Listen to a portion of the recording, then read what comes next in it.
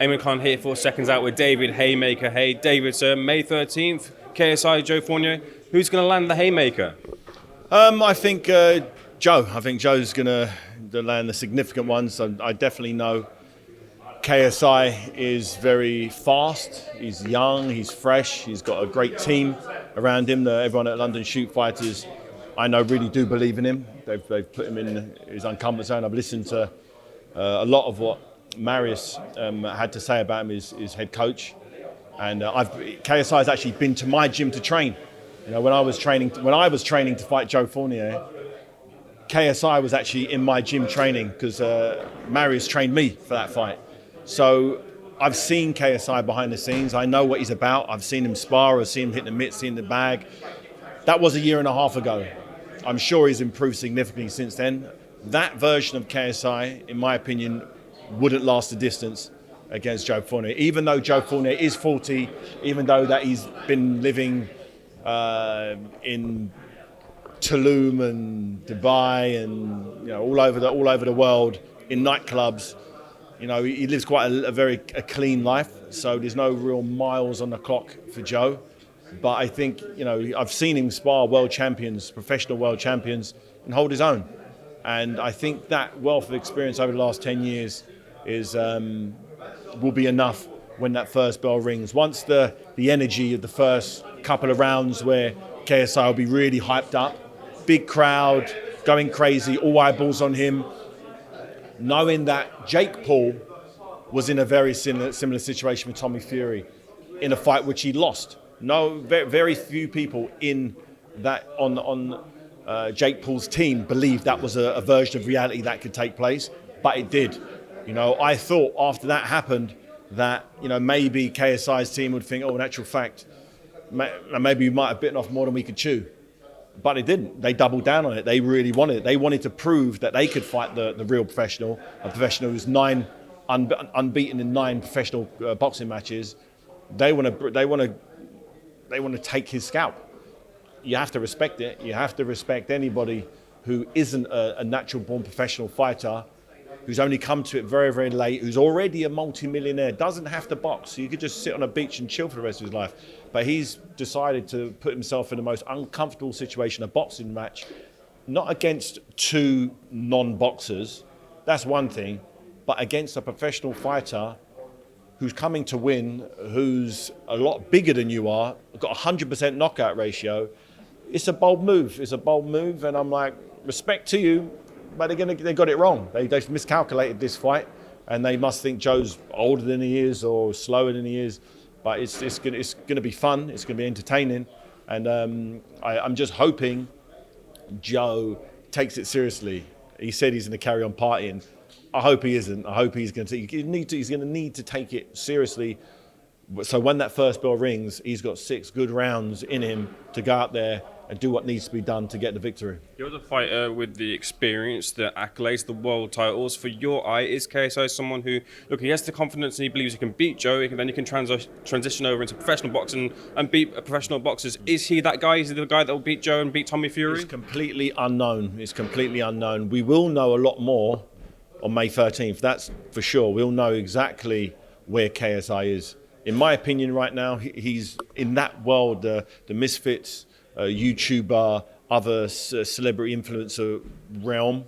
Yeah, he's the best of that bunch.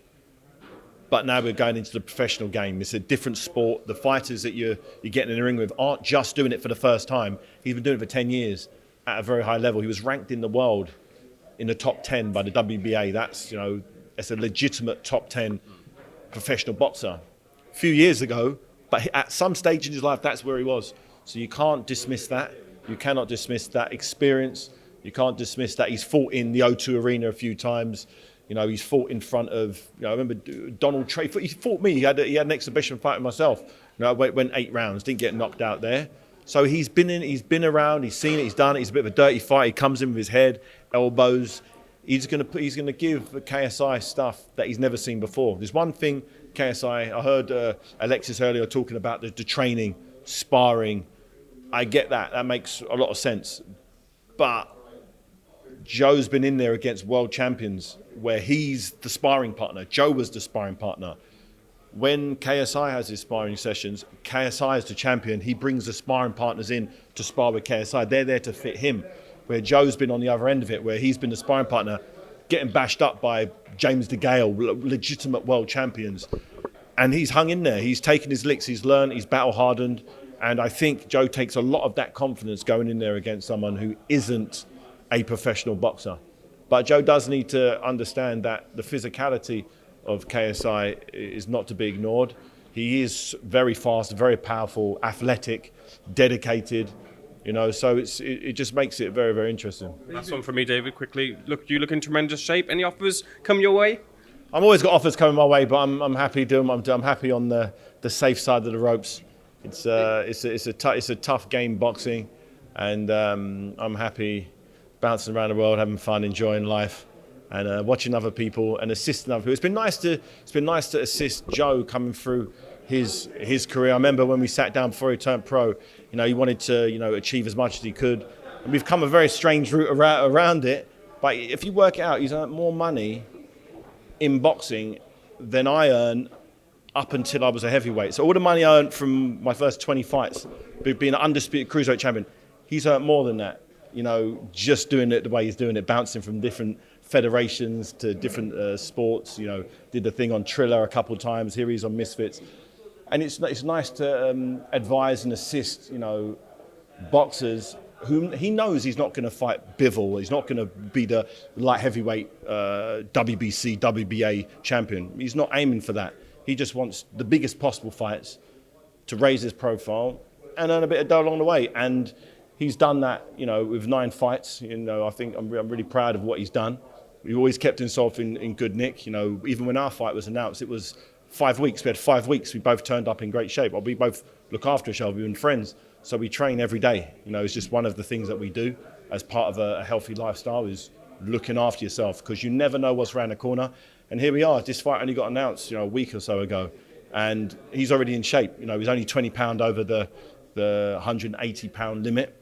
So he's a healthy human being who is always ready to take the opportunity, and here it is. And he's he gets a slice of the pay-per-view on this one. I assume the numbers are going to be great because people are going to. This is KSI taking his first fight, so the numbers on DAZN will be great. So it's an interesting time in boxing, where going down the amateur turn professional and going for a legitimate world title isn't the only option for people. Joe's done things very, very unorthodox, and here he is. He's still got his faculties about him. He's earned millions, and he's healthy, and he's happy, and he's getting in the ring against someone who hasn't had a professional fight yet. So there's other ways to go around this boxing game. What's your reaction to Anthony Joshua's win over Jermaine Franklin? I thought he won it conclusively.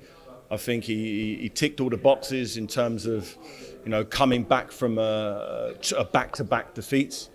I think a fight against DILLIAN is the obvious next step for him. I'd feel a lot more comfortable. I like Anthony, always have done. Want him to be the best version of himself, and I want to see the killer. I want to see the killer come back. I want to see that, the Anthony Joshua that fought DILLIAN Whyte in the O2 Arena, God knows how many years ago. I want that AJ back. I want the one who can let his hands go, who really doesn't mind getting hit, but he's going to make sure he hits you twice as hard. That's the version we all need to see back, and I think Dillian will bring the very best out of him. He'll either beat him or he'll bring the best out of him, one of the two. And that's what we need. We need fights that force. Franklin didn't have the firepower, didn't have the size, didn't have the ability to really put him under pressure. He caught him with a couple shots here and there, but you need more than 1 or 2 shots against AJ. You've really got to put it on him, and Dillian can. Dillian has done in the past. Both fighters are in a great opportunity now. Both coming off wins against the same person who can take it to that next level. And I'm really excited for that fight.